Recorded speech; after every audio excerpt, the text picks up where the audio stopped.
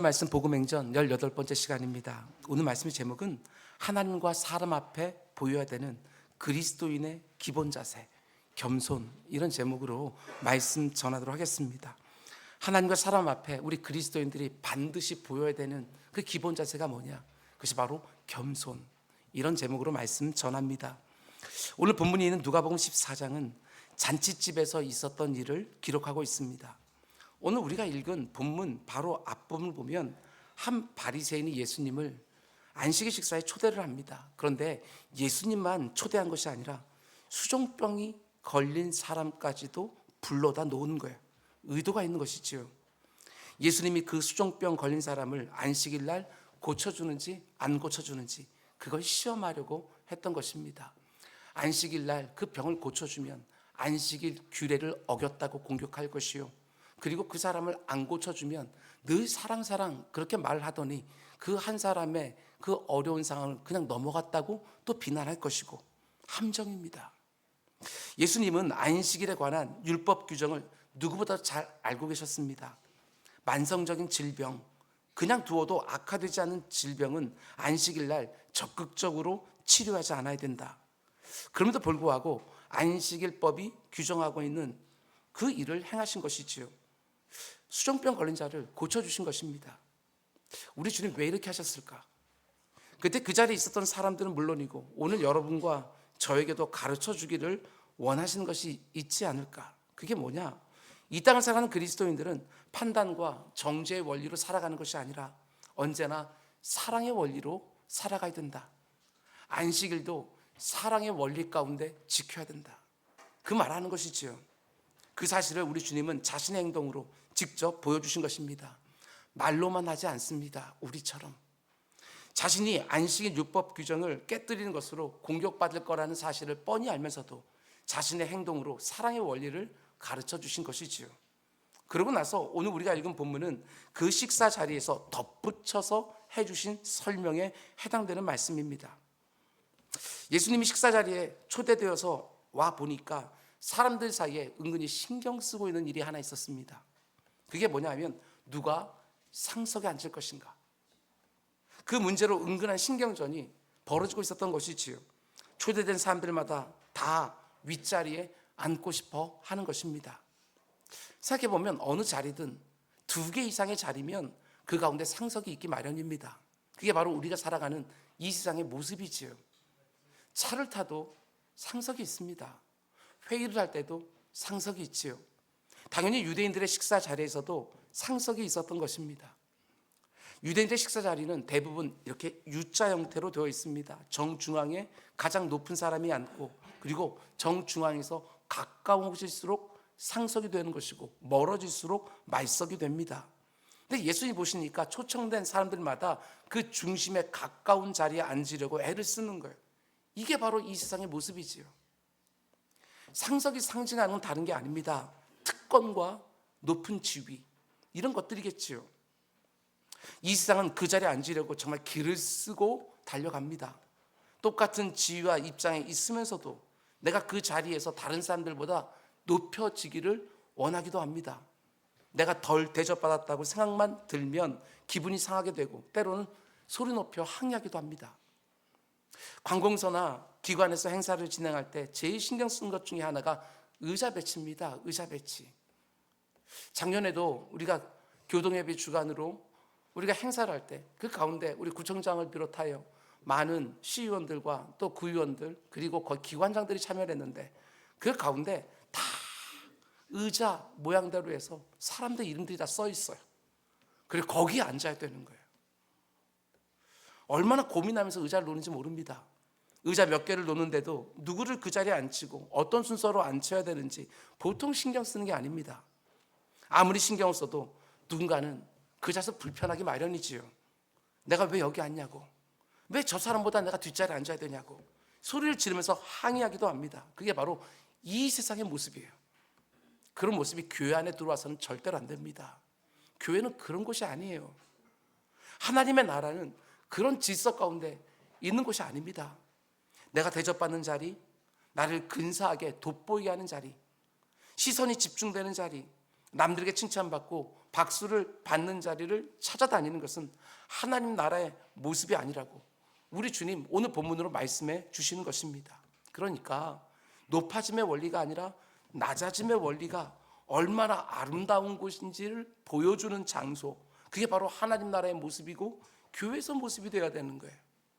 그래서 예수님은 그 잔치집에서 서로 상석에 앉으려고 하는 사람들의 모습을 보시면서 오늘 본문의 말씀을 덧붙여서 주시는 것입니다.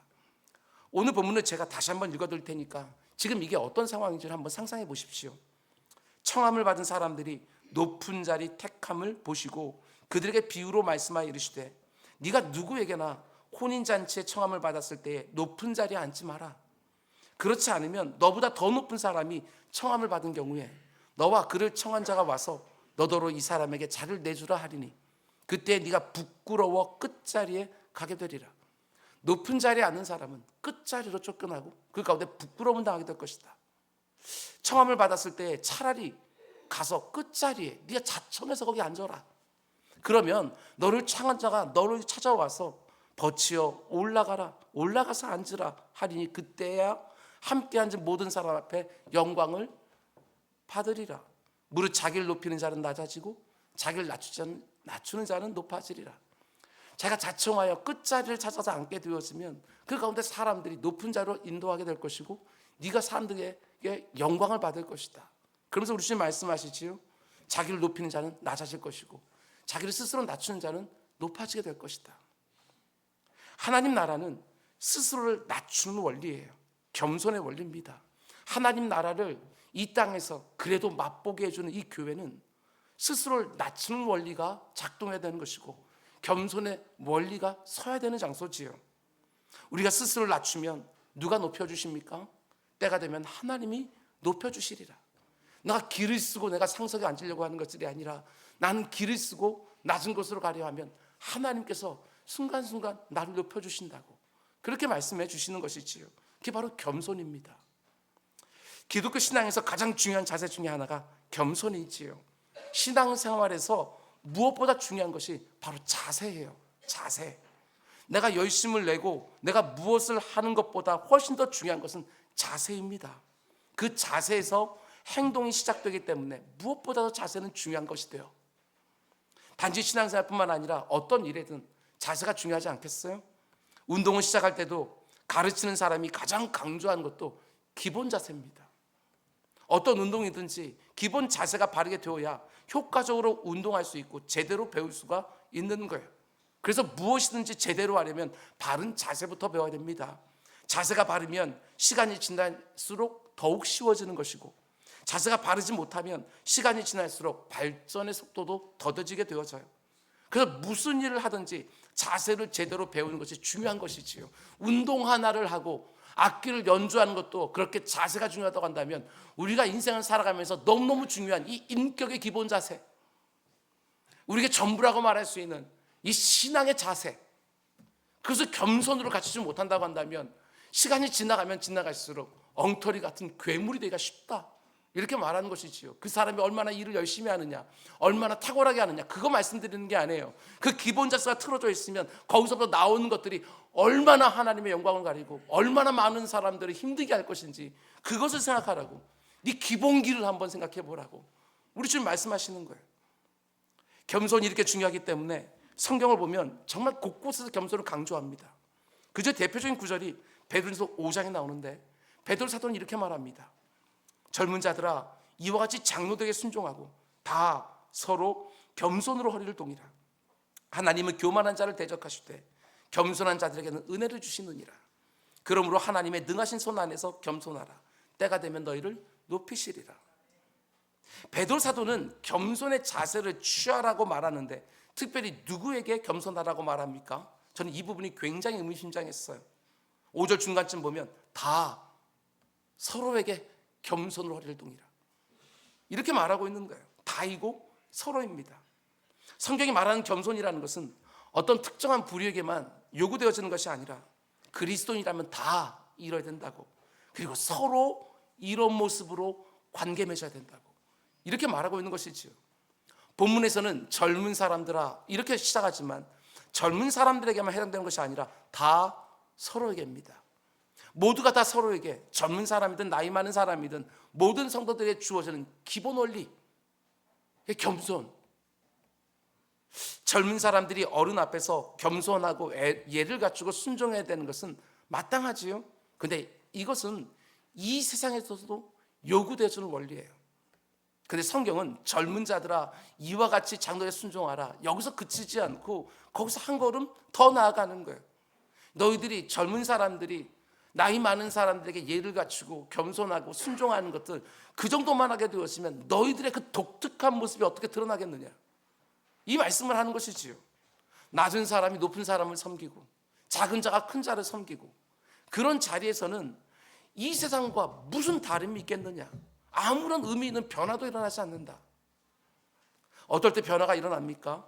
높은 사람이 낮은 사람을 섬기고 큰 자가 작은 자를 섬겨줄 때, 그때 이 세상과의 다름이 드러나는 것이고 교회 공동체 안에 의미 있는 변화가 시작되어지는 것이지요.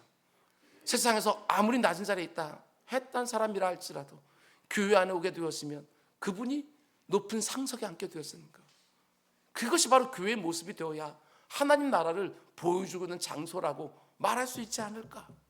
세상에서 내가 어떤 대접을 받고 있든지 그것들이 교회 안에서도 그대로 요구되어지는 것들이 아니라, 세상에서 높이 취급받던 그런 사람들이 교회 안에서 누구보다도 낮은 자리에서 섬기는 모습을 가질 때에 거기서 교회의 진면목이 드러나는 것이고, 거기서 하나님 나라의 원리가 무엇인지 드러나는 것이지. 세상과 교회가 똑같은 질서 가운데 있다고 한다면 너희들이 다를 게 뭐냐고, 이렇게 말씀하시는 거예요. 이 세상도 얼마든지 할 수 있는 그 정도의 질서에 머물지 말라고. 젊은 자들아 이와 같이 장로들에게 순종해라. 너무나 당연해 보이는 그 질서에 머물지 말고 거기서 더 나가야 된다. 다 서로에게 겸손해라. 모두가 다 서로를 향해서 겸손하게 살아라.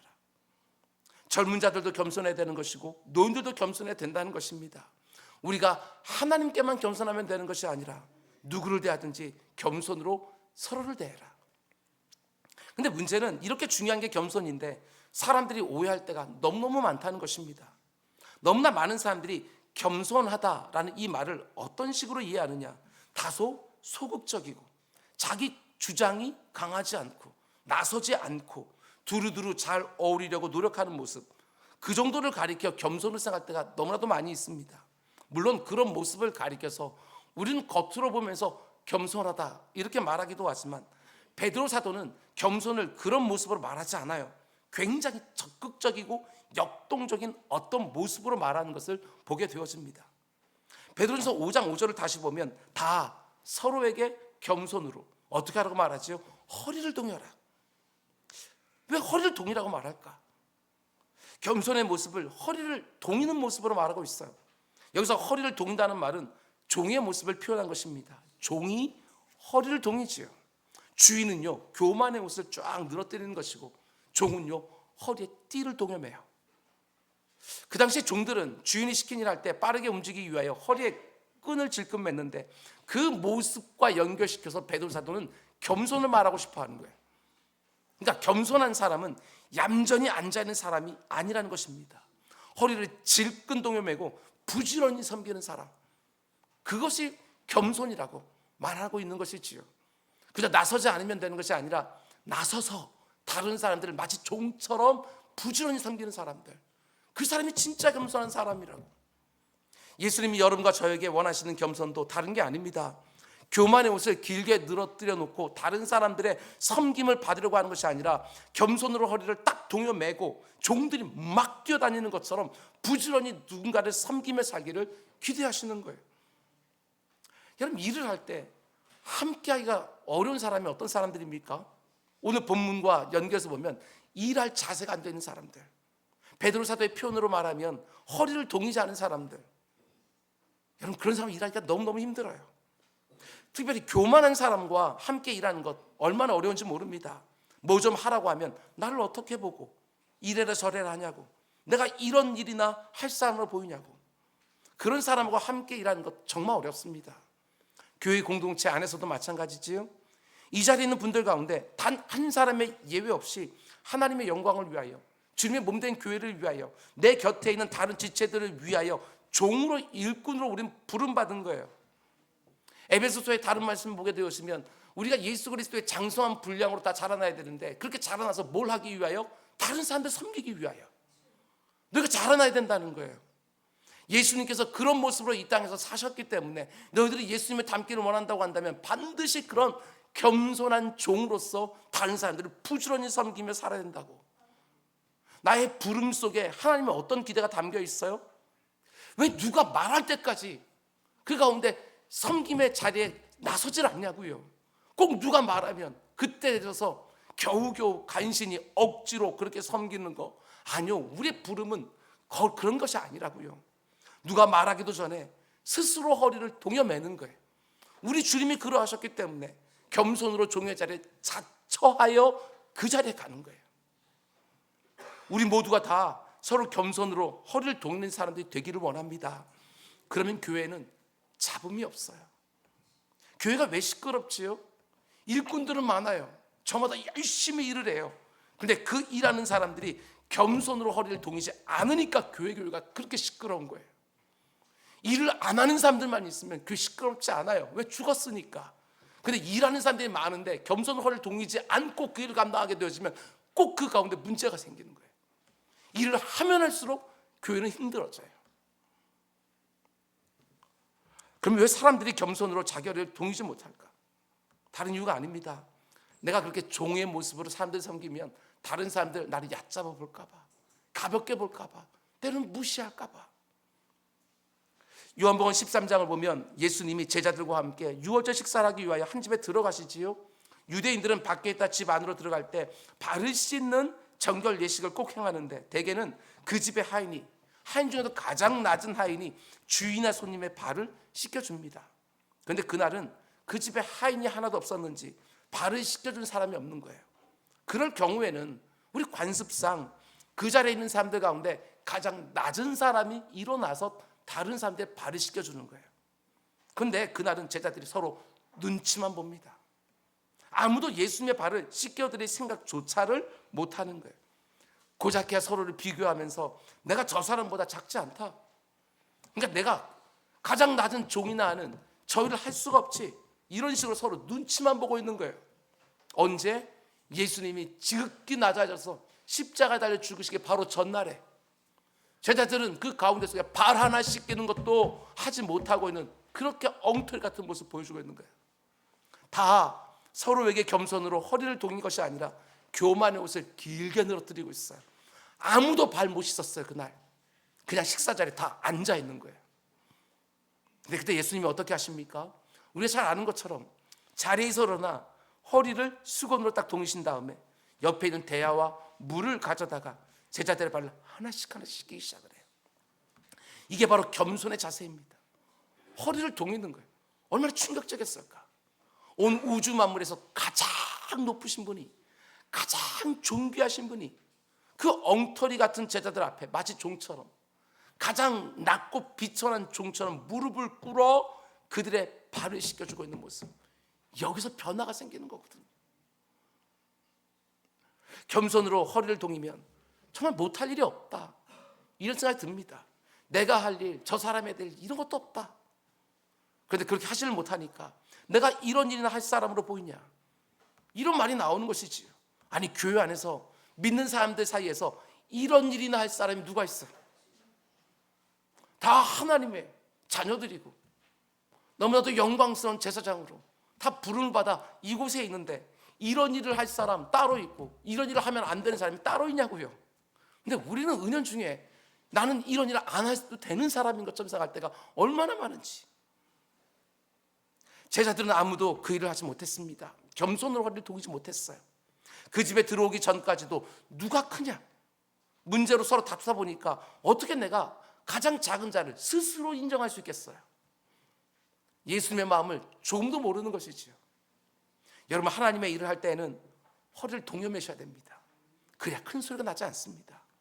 무익한 종이 다만 해야 될 일을 마땅히 했을 뿐입니다. 나를 무익한 종으로 보고 내가 한 일을 내가 마땅히 해야 될 일로 생각하면 절대로 큰 소리를 낼 수가 없어요. 내가 해야 될 일 당연히 했는데. 근데 너무나도 안타까운 분들이 계십니다. 목회하다 보면, 아니 또 교회 아니라 밖에서도 보면 너무 어리석게도 내가 나를 높이려 합니다. 스스로 내가 나를 높이려고 애를 써요. 지금 자기가 그렇게 하고 있다는 것을 스스로 알지도 못해요. 그런데 사람들은 다 알아요. 저는 참 안쓰럽습니다. 왜 저렇게까지 내가 다른 사람보다 낫다는 거, 내가 더 우월하다는 걸 드러내고 싶을까?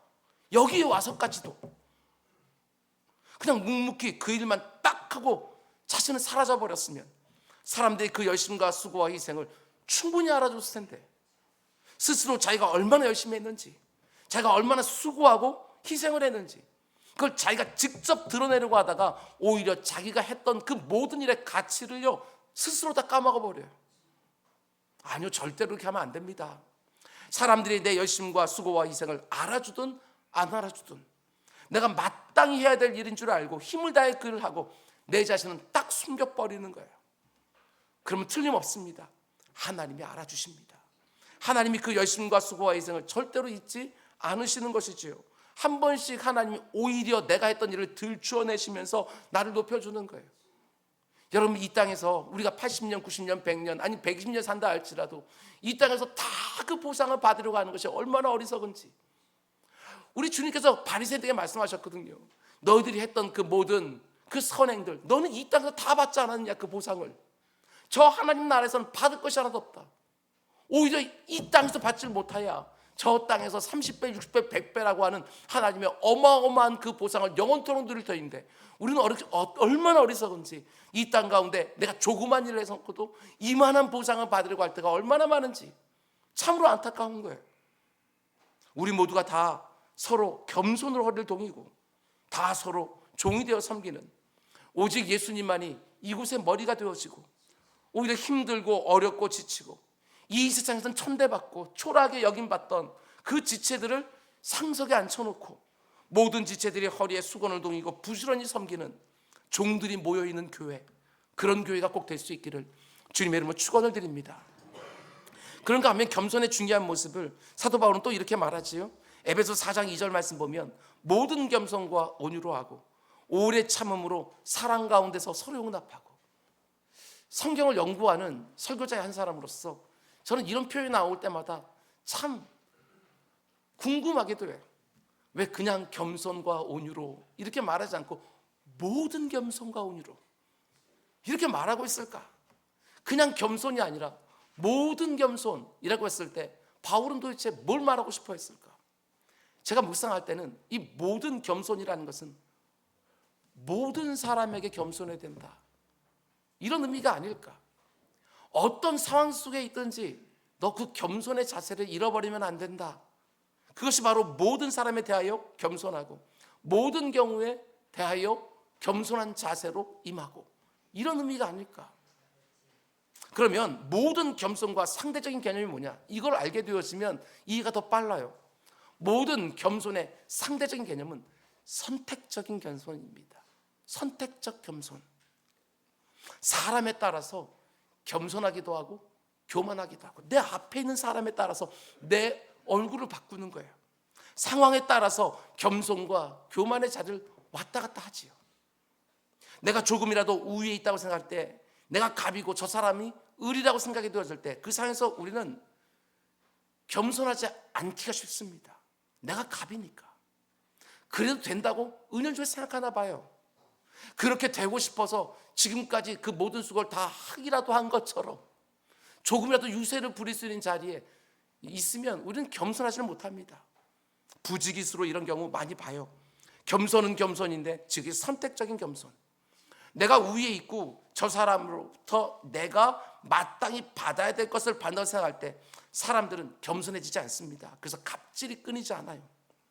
그런 사람도 때때로 겸손한 모습을 보일 때가 있습니다. 주로 언제 그렇게 합니까? 내게 돌아오는 것이 있을 때.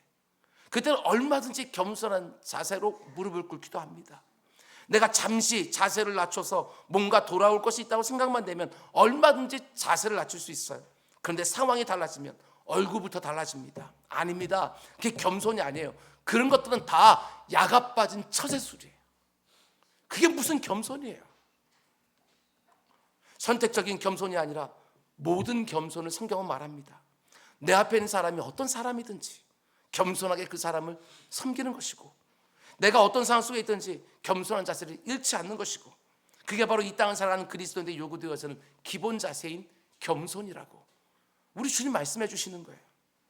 특별히 여러분과 저의 경건의 수준이 어디서 분명하게 드러납니까? 내 경건이 어느 정도 되어지는지 분명히 드러나는 그때는 틀림없습니다.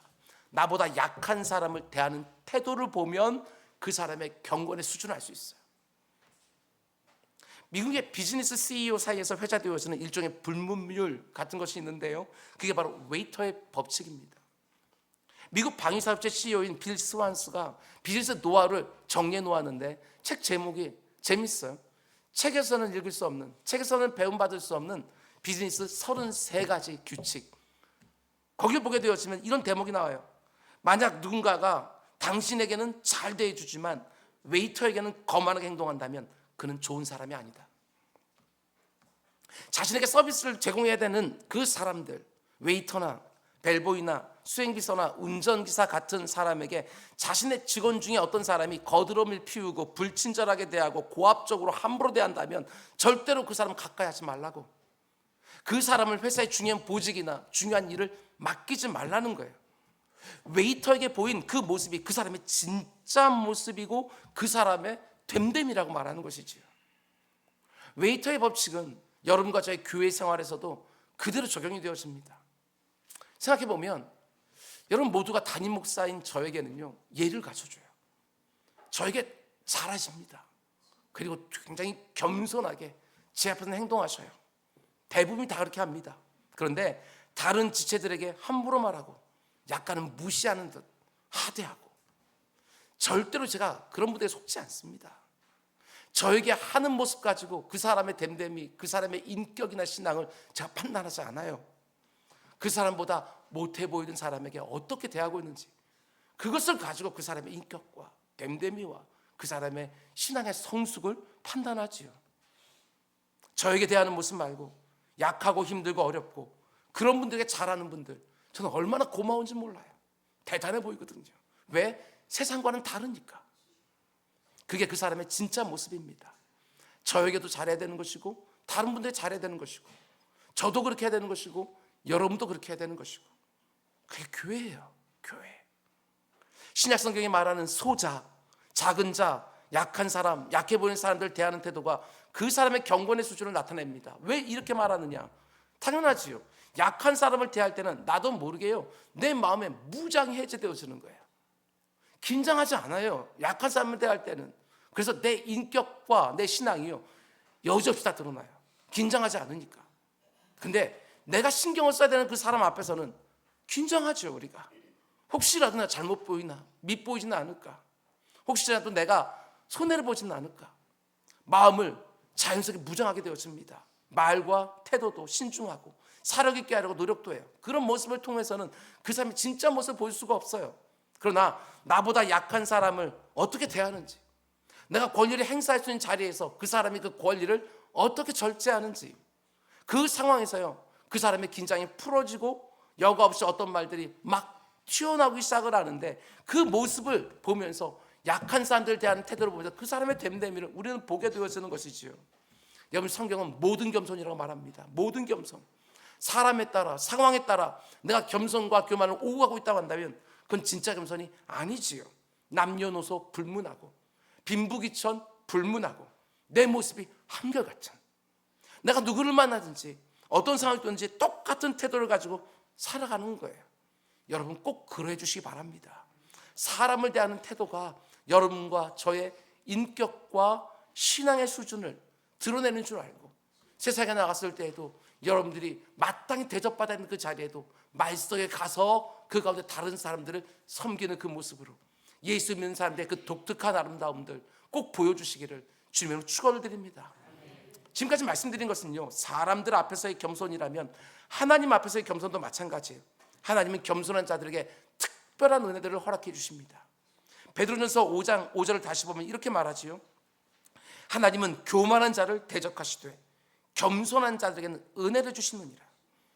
하나님의 은혜가 어디로 흘러간다고 말합니까? 낮은 곳에 있는 사람들, 그냥 애당초에는 낮은 사람들이 아니라 얼마든지 대접받고 있음에도, 대접받을 수 있는 자리에 상석에 앉았음에도 불구하고 스스로 자처하여 말석에 앉는 그 사람들에게로 하나님의 은혜는 흘러간다고 말씀하시는 거예요. 우리가 무슨 대단한 일을 해야 하나님의 은혜가 주어지는 것이 아니라는 것입니다. 원래 하나님의 은혜는 우리 잘 아는 것처럼 그 어떤 조건이나 자격이나 특별히 어떤 공로도 없는 사람들에게 일방적으로 베풀어주는 하나님의 호의, 그게 은혜예요. 일방적인 거예요. 자격이나 조건이나 공로 따지지 아니하고. 그렇기 때문에 내가 대단한 일을 해야, 근사한 일을 해야 그 가운데 하나님의 은혜를 받는 것이 아니라는 것입니다. 하나님의 은혜를 알지 못하는 거예요. 그런데 그 일방적인 호의라는 것도 교만한 자들에게는 적용되기가 너무너무 어려운 거예요. 왜 그렇습니까? 은혜 자체를요 필요해 하지 않아요. 내가 하나님의 은혜가 필요한 사람이라고 생각하지 않아요. 한마디로 교만한 것이지요. 그러다 보니까 하나님의 은혜를 가볍게 생각하는 거예요. 그럼 비가 올 때 컵에 물을 채우는 방법은 다른 것이 없습니다. 입구가 위로 향해만 있으면 되는 것이지요. 컵을 뒤집어 놓으면 아무리 장대비가 내도 물이 차지 않아요. 컵이 할 일이 없어요. 위를 향해 열려있기만 하면 되는 것이지요. 똑같습니다. 우리가 하나님의 은혜를 받기 위하여 해야 되는 단 한 가지 것이 있다고 한다면 하나님을 향한 바른 자세, 그게 중요한 거예요. 내가 아무리 애를 쓰고 수고해도 은혜 아니면 살아갈 수가 없다고. 그걸 그냥 상투적으로 뱉는 것들이 아니라 절절히 깨달으면서 은혜 아니면 나 단 하루도 살 수 없다고, 엉터리 같은 짓만 하며 살 거라고, 그걸 아는 사람들, 그 사람에게 하나님의 은혜가 담기기 시작한다고요. 정말 철저하게 자신의 무익함과 가치 없음을 고백하면서 하나님의 은혜만을 구하는 그 가난한 심령, 그 겸손한 자세, 그 위에 하나님의 은혜가 부어지는 거예요. 하나님이 도와주지 않으셔도 내가 열심히 부지런히 치열하게 살기만 하면 내 인생을 얼마든지 스스로 책임질 수 있는 것처럼 살아가는 거, 그게 교만이라고 하는 거예요. 어깨에 힘을 주고 담생 의식되는 거, 그거 말고 하나님과 관계 속에서 하나님의 도우심이 없어도, 하나님의 공급하심이 없어도, 인도하심이 없어도 내가 더 지혜롭게 행동하고 내가 더 열심히 하기만 하면 얼마든지 내 인생을 스스로 책임질 수 있는 것처럼 생각하는 거, 그게 교만이라고, 하나님이 필요하다는 것을 알지 못하는 그 모습 말입니다. 그러면서 하나님으로부터 가장 큰 것을 공급받는 비결이 뭐냐? 여러분 잘 듣시 바랍니다.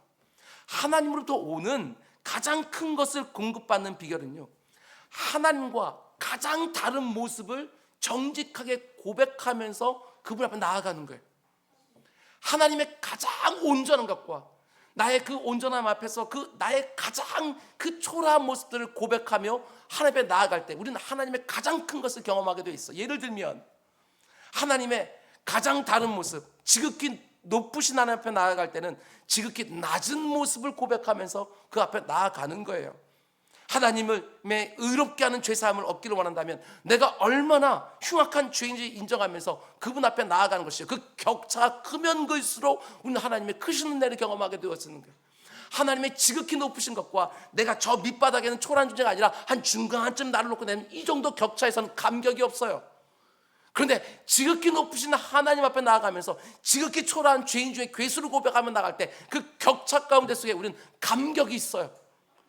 그 하나님이 얼마나 크신 은혜를 주셨는지 우리는 제대로 깨닫고 그 은혜에 합당해 살 수 있게 되거든요.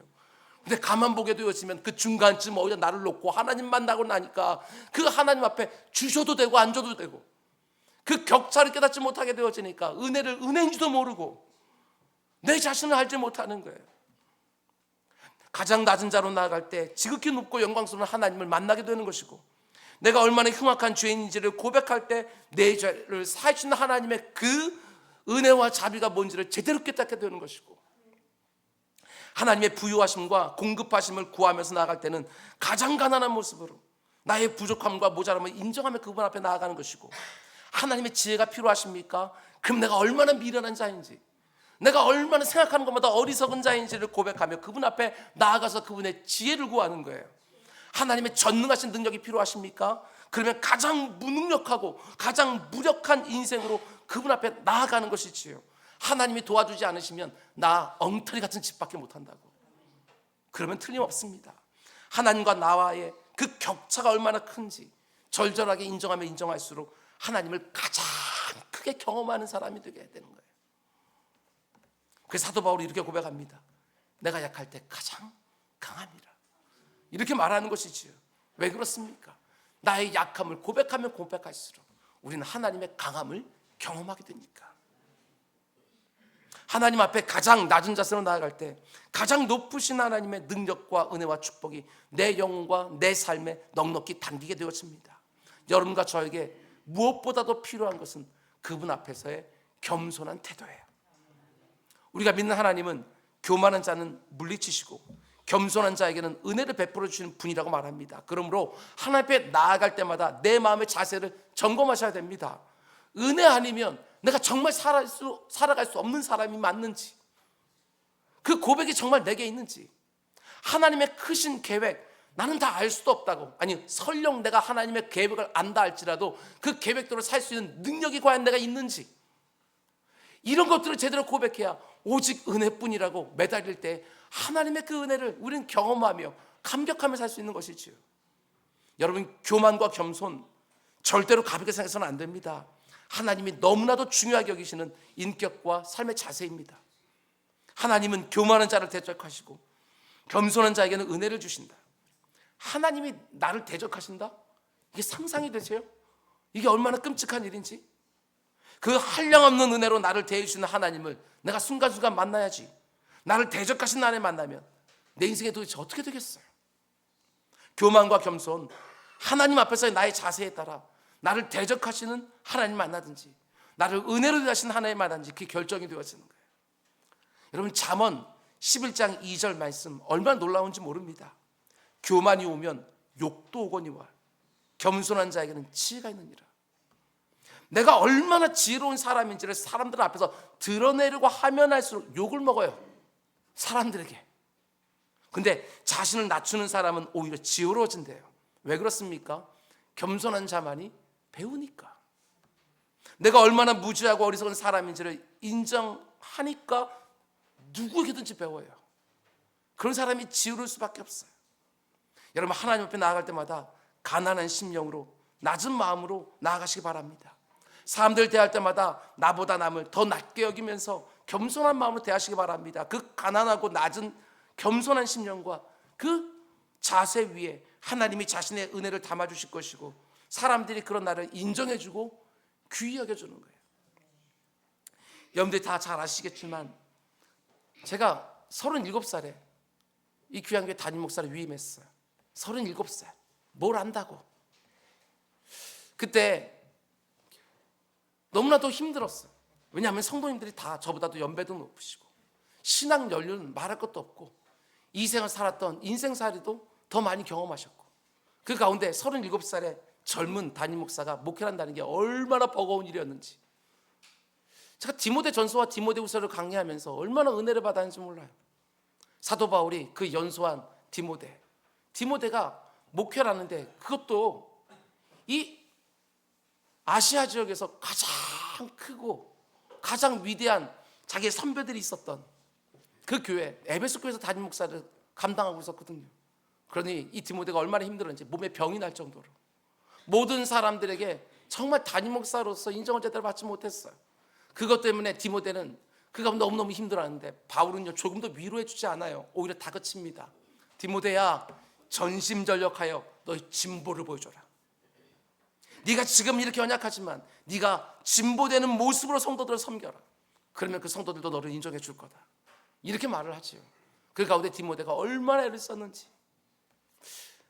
그 가운데 속에 너무 어리석게도 지금 생각하면 얼마나 바보 같은지 모르겠어요. 37살에 담임 목사가 되어서 정말 그렇게 힘들 때마다 한 번씩은 마음이 무너지는 거예요. 다른 걸로 무너지는 게 아닙니다. 내가 이렇게 나이는 연소하지만 내가 담임 목사잖아. 담임 목사한테 이러면 안 되지. 이런 생각이 들면 그때 얼마나 섭섭한지 모르겠어요. 마음 가운데 속에 제가 바보 같다고 말하는 이유는 다른 게 아닙니다. 그것이 제가 댐댐이가 어때서가 아니라 그 직분에 있는 권위인데, 마치 37살의 그 젊은 목사가 그 가운데 내가 인정을 받고 대접을 받아야 되는 것처럼 그렇게 생각하고 억울했던 그 엉터리 같고 바보 같은 그 모습, 이제는 조금씩 깨달아져요. 정말 목회를 하면 할수록 하나님의 은혜밖에는 의지할 것이 없는데 더 겸손해져야 되는데 그런 생각들을 하게 되었습니다. 여러분들의 신앙 연륜이 이곳에서 더 많아지면 많아질수록 그 가운데 속에 내가 다 아는 것처럼 누군가를 가르치려고 하는 모습이 아니라 신앙연령이 되면 될수록 내가 예수 그리스도를 더욱더 닮았다고 생각하면 될수록 그 가운데 속에 더욱더 무릎을 꿇고 섬기는 그 모습, 그것이 교회라고요. 그것이 교회. 내가 많은 이렇다 하는 경험들이 있다고 해서, 신앙적인 간증이 있다고 해서 그 가운데 속에 이제 막 예수 믿기 시작한 사람들에게 함부로 대하는 것들이 아니라, 그건 틀렸다고, 그건 옳지 않다고 이렇게 고압적인 자세로 말하는 것들이 아니라, 오히려 그렇게 더욱더 겸손한 모습으로 진실한 마음을 담아서 한 분 한 분을 세밀하게 섬기는 그 모습, 그것들이 교회라고요. 허리에 띠를 질끈 묶고 여러분 부지런히 섬기시기 바랍니다. 다른 사람들이 나를 인정해 주기는커녕 그 섬김을 당연하게 여길지라도, 나를 종처럼 부리려고 한다 할지라도 하나님 그 섬김 다 보시고 아시는 것이지요. 어린 소자에게 물 한 잔 대접한 것도 하나님이 잊지 않고 다 갚아주겠노라고 말씀하셔요. 그런데도 하나님이 결코 잊지 않으신다고. 아니 그 물 한 잔 대접하는 게 그게 뭐라고.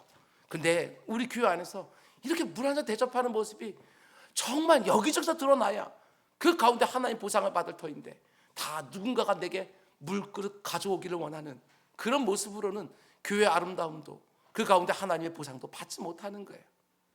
여러분, 이 세상의 질서는 작은 사람이 큰 사람을 섬기는 것이지만 하나님 나라의 질서는 큰 사람이 작은 사람을 섬기는 것입니다.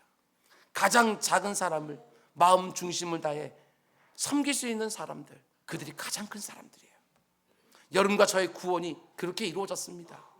하늘의 모든 영광과 존귀를 가진 하나님이 자신의 하나님 되심을 친히 부인하시고 죄인들의 자리까지 낮아지고 또 낮아지셨어요. 그것도 이 땅에 살아가는 그 인생들보다 더욱 낮은 곳으로 낮아지셨어요. 그것도 죽기까지 복종하시며 섬겨주셨기에 여러분과 제가 구원을 받게 된 것이지요. 빌립보서 2장은 우리 주님의 낮아짐과 섬김에 대하여 이렇게 말합니다. 너희 안에 이 마음 품어야 된다. 곧 그리스도 예수의 마음 너는 품고 살아야 된다. 그는 근본 하나님의 본체시나 하나님과 동등됨을 취할 것으로 여기지 아니하시고, 아버지가 이렇게 시킨 거 아니에요. 스스로 그렇게 여기지 아니하시고 오히려 자기를 스스로 비워 종의 형체를 가지사 사람들과 같이, 그 지렁이 같은 사람들의 모습같이 되셨고, 이러므로 사람의 모양으로 나타나 자기를 낮추시고 죽기까지 복종하셨으니 그 십자가에서 죽으십니다. 이러므로 하나님이 그를 지극히 높여, 예수님은 지극히 낮아지셨고, 그렇게 낮아지신 하나님이 그 죄 가운데서 죽은 그 사형수를 다시금 높여서 모든 이름 위에 뛰어난 이름을 주셨다고 말합니다. 하늘에 있는 자들과 그리고 땅에 있는 모든 자들과 땅 아래에 있는 자들로 모든 무릎을 예수의 이름 앞에 꿇게 하시고 모든 이름으로 예수 그리스도를 주라 시인하여 하나님 아버지께 영광을 돌리게 하셨느니라. 주님의 이 마음 품고 사시는 거예요. 그리고 이 마음 품고 교회 생활을 하는 거예요. 아무리 나에게 탁월함과 유능함이 있다고 해도, 사람들이 나를 높이고 인정하고 알아준다고 해도요, 그 자리를 조금도, 정말 조금도 나에게 합당한 것으로 여기지 않는 것입니다. 그 대신 나를 계속해서 비우는 거예요. 열심히 하면 할수록 그 가운데서 나를 더욱더 비우는 거예요. 높아지고 싶은 마음들을 순간순간 비워내는 거예요. 그리고 스스로 종이 되기를 자처하며 나를 낮추는 것이지요. 그럼 틀림없습니다. 하나님이 높여주십니다. 사람들의 인정과 사랑도 받게 되어집니다. 내가 받은 구원 속에 있는 우리 주님의 낮아지심을 알면 알수록 더 겸손해져야 되는 것이고, 더 낮아져야 되는 것이고, 더 허리를 동이고 섬기는 삶을 살아야 되는 것입니다. 하나님 앞에 나아갈 때만 가난한 심령으로 나아가는 것이 아닙니다. 사람들을 대할 때에도 겸손한 마음으로 나보다 나은 사람을 여기면서 진실하게 섬기는 거예요. 선택적인 겸손 안 됩니다, 여러분. 모든 겸손으로 허리를 동이는 거예요. 서로가 서로에게 종이 되는 것입니다. 세월이 지나면 지나갈수록 허리를 더 숙여야 되는 것이고, 더 낮은 자세로 섬기면서 이 땅을 살아가야 되는 것이지요. 하나님의 일을 하면서도 자존심 상했다고, 무시당했다고, 사람들이 나 안 알아준다고 스스로 시험 드는 일이 없도록 겸손의 영을 순간순간 내게 부어달라고 기도하면서 늘 겸손한 모습으로 이 교만한 세상 한복판에서 그리스도인들에게만 있는 그 독특한 삶의 자세와 방식, 우리 모두의 살아가는 모습이 될 수 있기를 주님의 이름으로 축원드립니다. 기도하겠습니다. 사랑의 주님, 내 안에 얼마나 추악한 것들이 많은지, 얼마나 더럽고 추한 것들이 많은지 그걸 제대로 보지 못하니까 그 가운데 속에 인정받고 싶어 합니다. 높아지려고 합니다. 상석에 앉으려고 합니다. 내 주 아버지 하나님, 우리의 이 어리석음을 아버지 하나님 하나씩 하나씩 교정하여 주시사 내 실체를 보면 볼수록 더욱더 낮은 자리에서 사람들 섬기는 종들이 될 수 있도록 주님 인도하여 주시옵소서. 교회 안에서만이 아니라 내가 일하고 있는 자리에서, 내가 관계하고 있는 모든 사람들과의 관계 속에서도 그 가운데 낮은 자리에서 우리 주님이 얼마나 낮은 자리에서 우리를 높여주셨는지 그것들을 흉내내며 살아가는 우리 모두 되게 하여 주시옵소서. 이 모든 말씀 예수님의 이름으로 기도드렸습니다. 아멘. 아멘.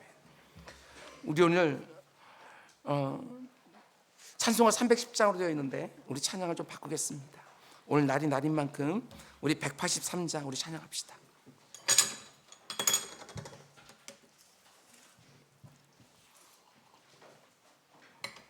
183장입니다.